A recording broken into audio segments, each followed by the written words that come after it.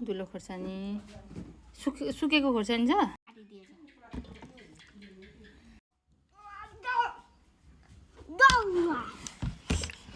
डोङमा यहाँ राख यतिकोमा हेर्नुहोस् डायमन्डलाई पनि कति हिरो उहाँ आन्टीलाई मलाई अलि परबाट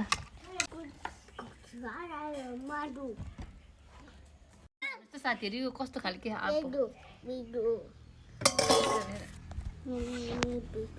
यो आप कस्तो खालके आप साथीहरू